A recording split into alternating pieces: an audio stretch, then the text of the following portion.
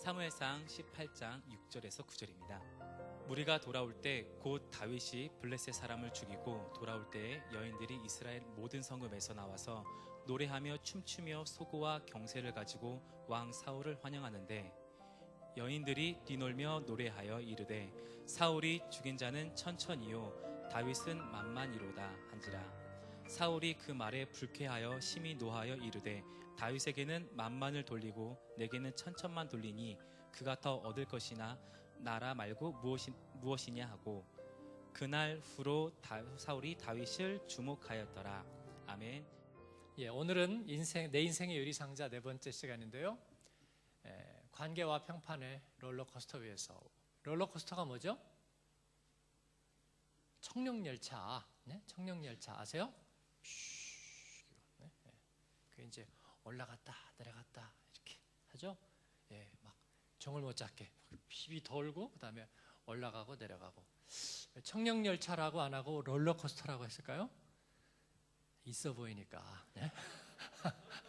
영어로 쓰면 좀 있어 보이잖아요. 참 그렇습니다. 관계란 여러분 무엇이죠? 관계. 한 사람 이상의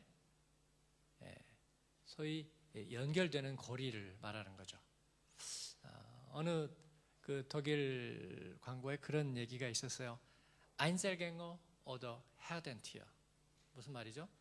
Einzelgänger는 어떤 사람입니까? 어떤 사회적인 관계, 우리는 어쩔 수 없이 소셜 네트워크에서 그렇게 말하죠. 사회적인 네트워크 관계 속에서 우리는 살아가고 있습니다. 그 관계들이 수없이 우리를 이렇게 얽어매고 있는데, 그 가운데서 아주 반응이 수동적이고 느린 사람을 말해요. 전화 와서 야, 이번 주일 저녁에 축구할래? 그러니까 축구? 그때 가서 보고. 그때 가서 뭘 봐? 할 거야 안 할 거야? 내가 얘기해 줄게. 근데 소식이 없어요. 가기 직전에 어떻게 갈 거야 안 갈 거야? 나 무슨 일이 있는데. 그럼 진작 얘기 좀 하지. 그 다음 주에는 얘기를 해요 안 해요? 안 하죠. 얘기를 또 한 번 하면 굉장히 그 친절한 집단이고, 그 다음 얘기를 안 해요. 걔 왜 안 오니? 아예 안 와, 걔 안 와. 얘기했어? 안 했어? 안 와. 지난주에도 그랬고 이번 주 안 와. 나 이제 얘기 안 해. 걔한테 전화 안 해. 그러면 그 친구는 어떻게 돼요? 그 다음부터는 아무도 제안을 하지 않죠. 왜 안 간다고 그랬을까요? 그 사람만 알고 있어요. 여러 사람 앞에 같이 포함되는 게 뭔가 불편해서, 아니면 거리낌이 있어서, 아니면 혼자 있는 게 좋아서, 아니면 뭔가가 항상 불편한 뭔가가 있을까요? 뭔가 자기를 드러내는데 두려움이 있을까요? 그런 사람 보통 우리는 일반적으로 아인셀갱어 그렇게 얘기하죠. 혼자 있는 게 편한 사람. 헤어덴티어? 그건 뭐죠? 함께 서식하는 사슴들처럼 떼를 지어 다니는 사람들. 여러분은 어느 쪽이세요? 아마 약간 혼자 있기를 좋아하는 사람도 있고, 그 다음에 여러 사람이 있을 때 편한 사람도 있을 거예요. 그렇죠? 그 관계 속에서 우리는 살아가고 있고, 또 그 관계가 우리를 기쁘게도 하지만 가슴 아프게 하기도 합니다. 결혼한 가정들일 경우에 어떤 사람들은 자기 파트너하고만 있고 싶어 해요. 어떤 사람들은 우리 둘이 가면 재미없다고 생각해요. 여행 가도 우리 둘이 가면 재미없고, 산책을 가도 둘이 가면 재미없어. 그래서 저 옆집 한번 물어봐. 저 김씨네 같이 산책할 건지. 우리 둘이 가지. 재미없잖아. 같이 가면 좋지. 우리 게젤샤프트 이러고 사는 거. 결혼한 분 한번 손 들어보세요. 냉큼 드세요. 그 중에서 생각보다 많네요. 둘이만 가면 좋은 사람 그대로 손 들고 계세요. 이세일 집사님 정말 안 그래 보이는데, 안 그래 보이는데. 여럿이 가야 좋은 사람 한번 손 들어보세요. 김 여사.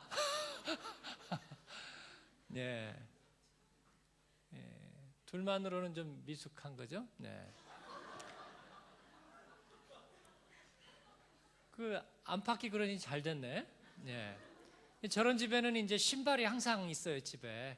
예, 사람들이 자꾸 끌으니까. 근데 두 사람 중에 한 사람이 손님을 싫어해요.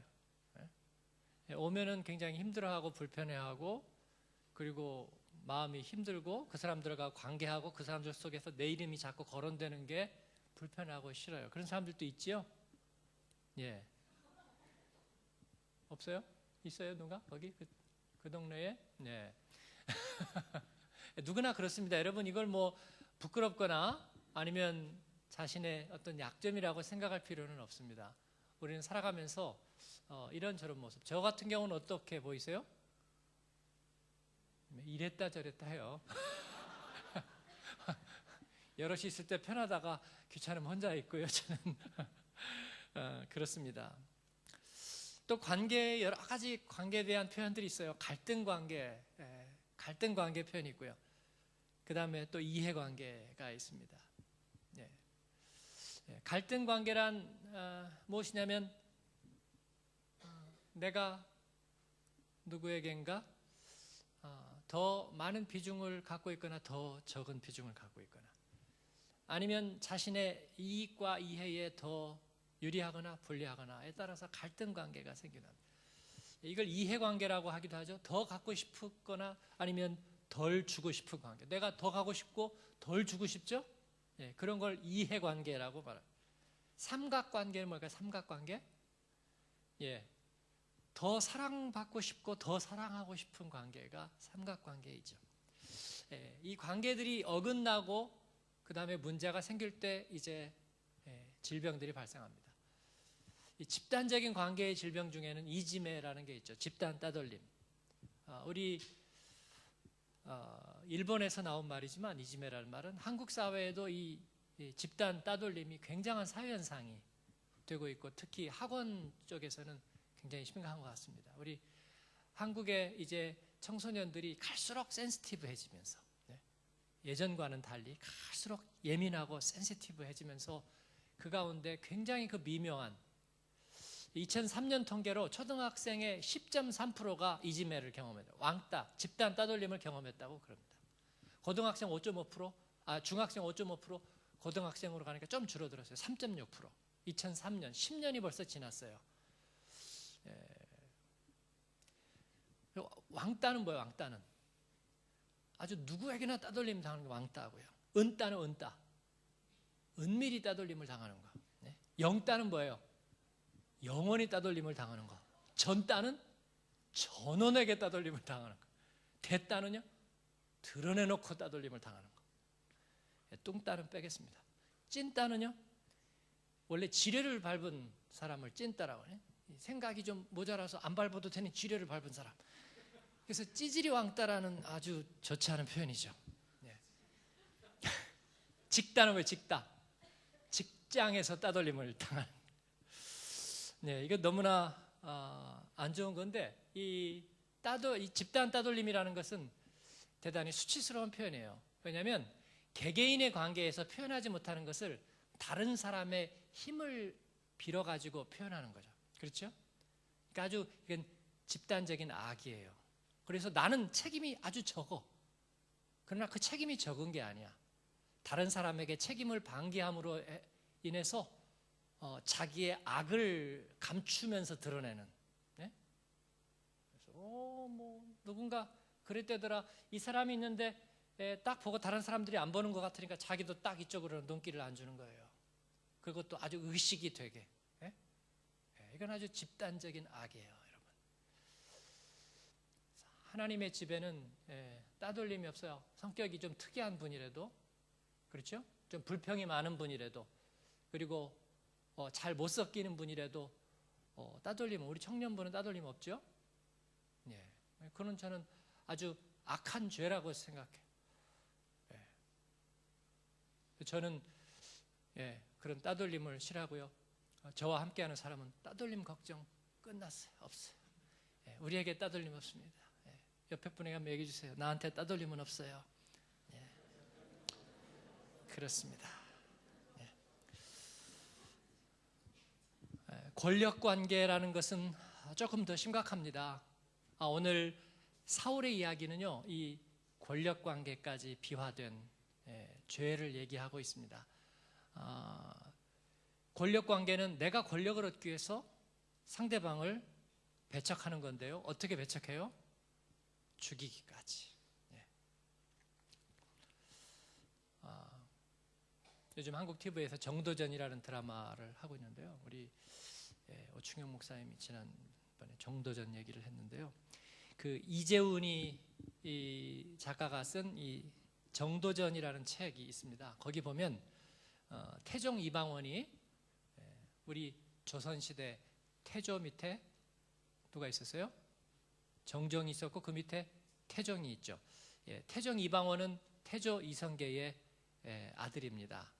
다섯 번째 아들인데 그 이방원이 정도전을 살해합니다. 정도전은 누구냐면 자기 아버지 태조를 도와서 이시조선을 창건한 개국공신이고 그리고 최고의 브레인입니다.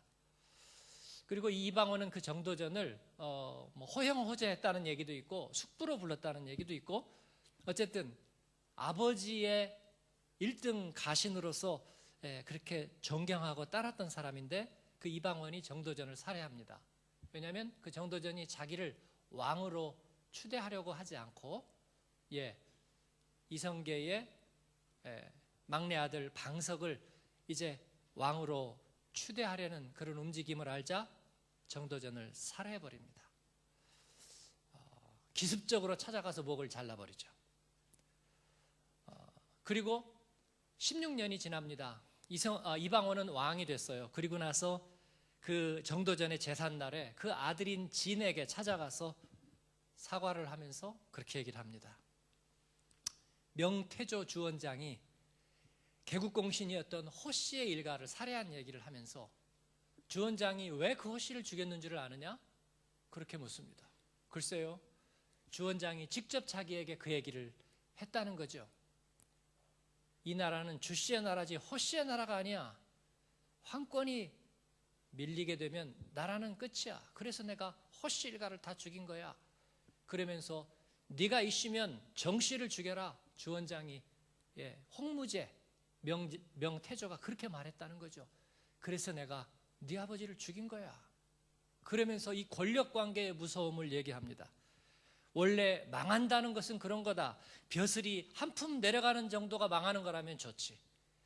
재산이 1000석에서 900석이나 800석으로 줄어드는 게 망하는 거라면 좋지. 그러나 망한다는 건 그런 게 아니라 있는 걸 다 바치고도 미래와 희망까지 다 빼앗기는 게 망하는 거야.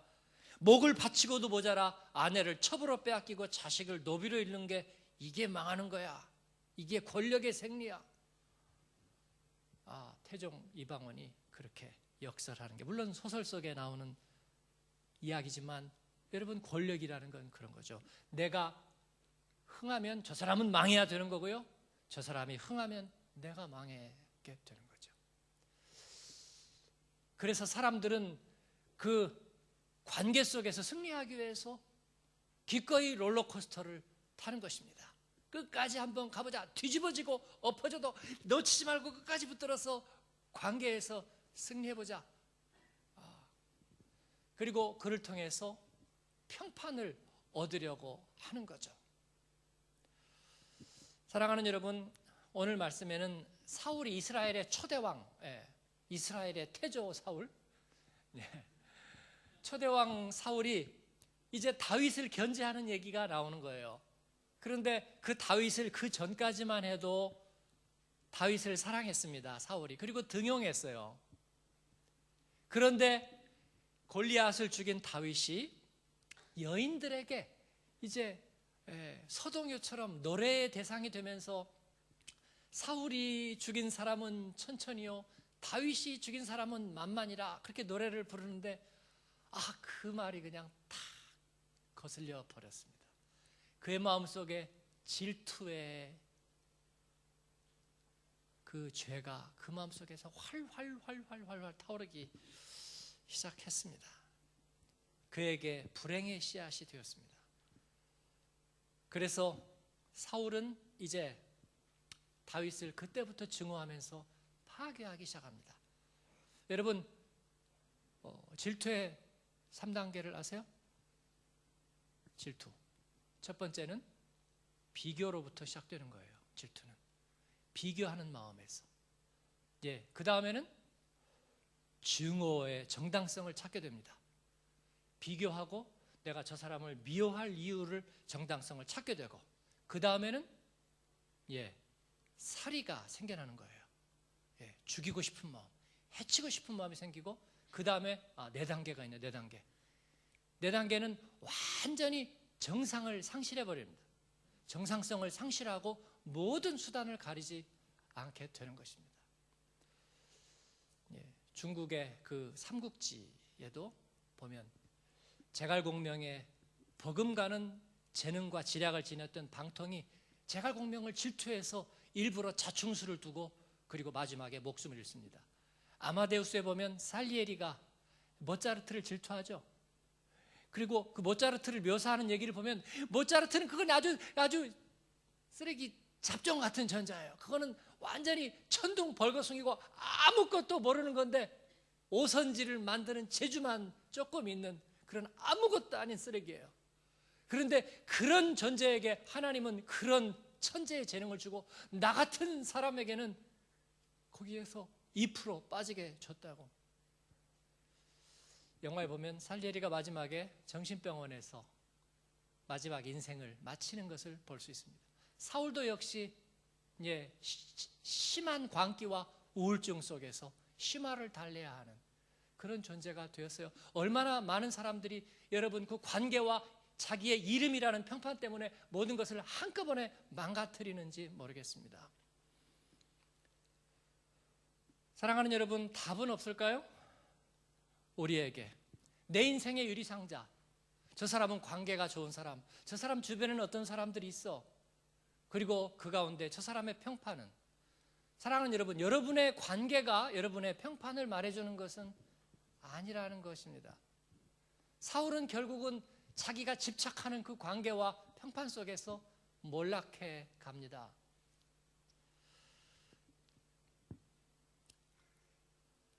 그러나 사울의 실제적인 문제점은 무엇이었을까요? 두려움입니다. 그는 마음속에 늘 두려움을 갖고 살았고, 그리고 그 두려움을 감추기 위해서 질투하고, 그리고 죽이려 하고, 그리고 그 모든 것들을 정당화시키려 했습니다. 로마의 황제 네로는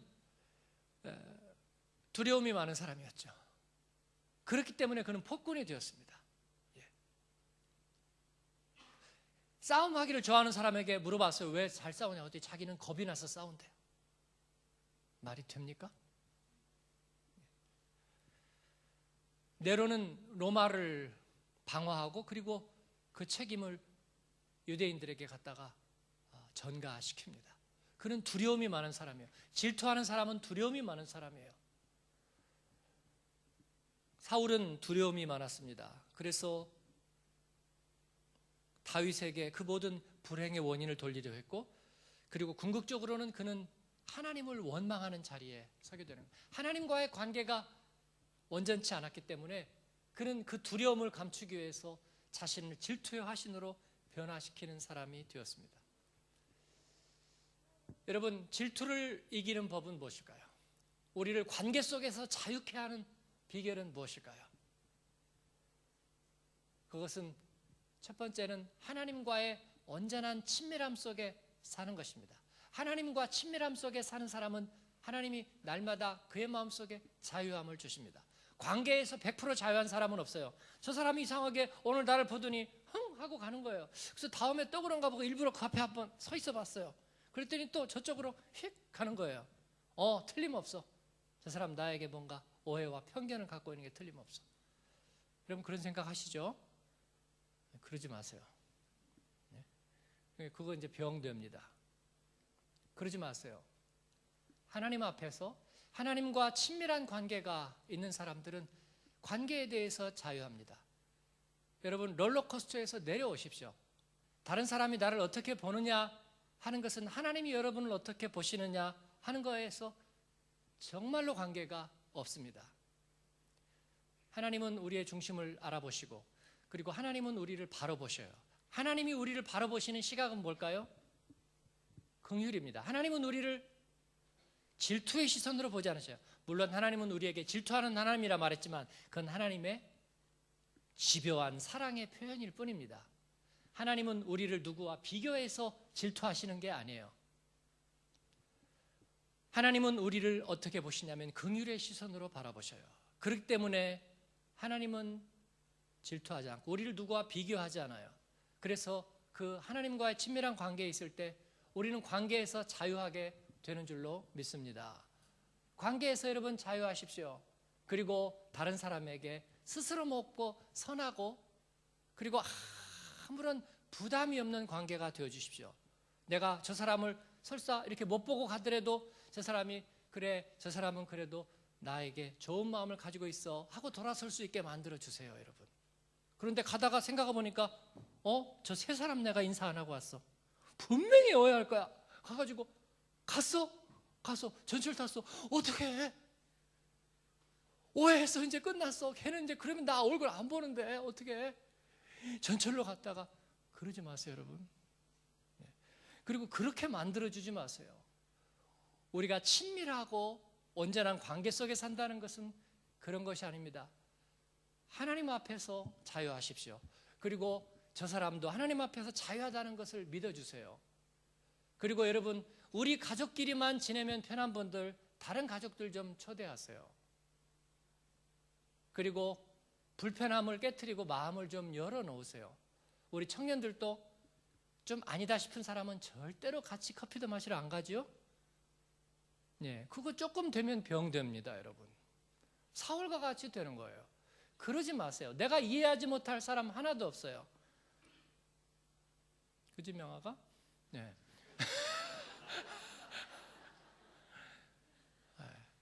여러분, 누구라도 말을 건네고 누구라도 손을 내미세요. 그리고 오늘 별다방 한번 같이 갈까? 그렇게 얘기해 주세요. 그런 출발은 여러분 긍휼의 마음으로부터 오는 것입니다. 네, 상화 약속했어? 네, 오케이. 긍휼의 마음으로부터 오는 거예요. 다윗을 사랑했던 사람이 누구죠? 요나단입니다. 요나단. 네. 아까 얘기한 이렇게 한기채 목사님 별명이 조나단인데 좋은 건 다 가지고 있어. 질투 생기게. 어쨌든 그런데 그 요나단은 아버지의 미움을 샀죠. 왜? 자기가 다윗하고 가까이 지내니까. 자기의 관계에서 너무나 불리한 거예요. 아버지에게 미움을 산 아들이, 왕의 아들이 여러분 뭐를 누릴 수 있겠어요? 그러나 요나단은 하나님 앞에서 자유한 마음을 가졌어요.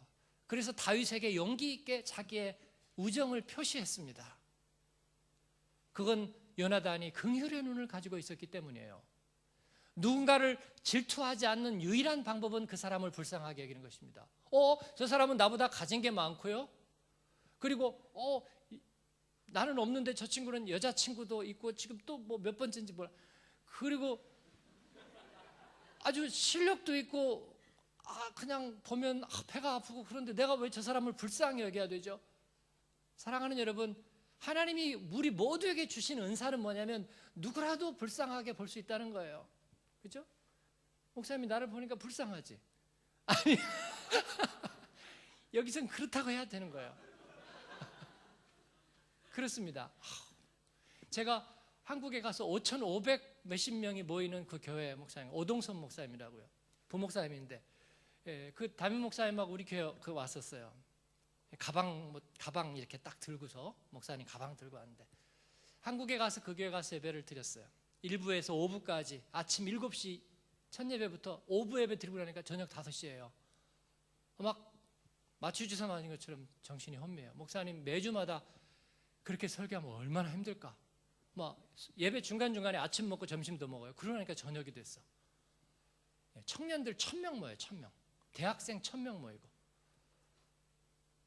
그 평일에는 어떻게 지내나? 그 목사님 책상에 보니까 그 조그만 붙이는 거 이거 째텔 이런 것들이 다닥다닥 한 20개 붙어있어요. 어디 원고 마감, 어디 TV 어디 그다음에 어디 약속 해가지고 출판사 직원처럼 이렇게 쫙 붙여놨어요. 근데 그 부목사님이 와서 저를 독일에서 만났으니까 와서 인사하고 이렇게 얘기하다가 저요 우리 목사님 되게 불쌍해요. 그래서 뭐 큰교회 목사님이 뭐가 불쌍해? 그랬더니 신방은요 새벽에 가야 된대. 새벽에 시간이 없으니까 서울 차도 막히지 해주고 뭐 신방도 속초에서 누구 뭐 상났다고 거기 가야 돼요. 거기 가야 되고요. 그래서 저는요 큰교회 목사님 안 할 거예요.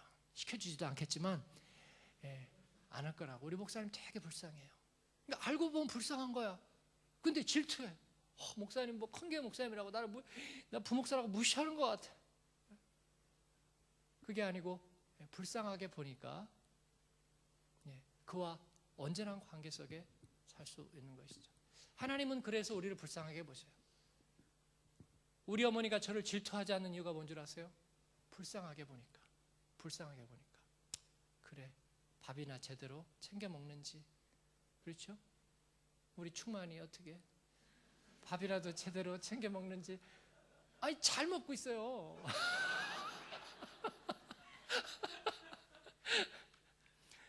사랑하는 여러분, 하나님께서는 우리를 긍휼히 여기시고 그리고 우리와 온전한 관계에 있다고 자부하고 계십니다. 그러므로 우리는 하나님 앞에서만 자유할 수 있는 것입니다. 사람 앞에서는 더 말할 이유도 없습니다. 어떤 분이 그러시더라고요. 우리 남자 형제들의 경우에 남자 나이 30이면 대통령도 한다고. 그렇구나. 나는 몰랐어요. 근데 아프리카 가니까 진짜 30 대통령들이 있더라고요. 우리 단기 선교 가는 마다가스카르 대통령이 20몇 살에 대통령 됐어요. 미국 대사는 자존심 상한다고 미국 가버렸어. 근데 그 사람이 뭐 하던 사람이냐면요, 나이트클럽 디스크 자키였어요. 근데 대통령이 됐어. 그래서 대통령은 아무나 될 수 있다는 걸 정말 보여줬습니다. 물론 프랑스가 가짜 수수깡 대통령을 만들어 놓은 그런 이유도 있어요. 그러나 사랑하는 여러분, 우리는 누구하고도 상대할 수 있어요. 저는 우리 청년 중에 어제 오바마하고 밤새고 놀았다고 얘기해도 저는 놀라지 않을 거예요.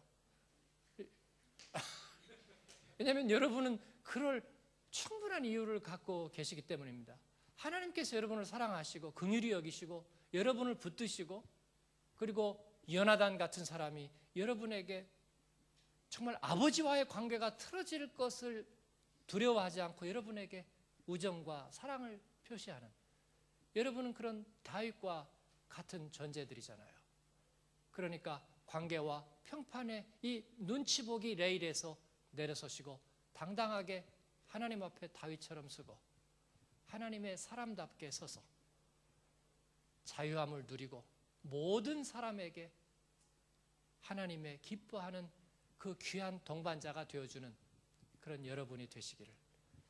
그래서 여러분의 유리상자에 예수 그리스도와의 온전한 관계 속에서 자유한 하나님의 사람으로 쓰임받는 여러분 되시기를 축복합니다.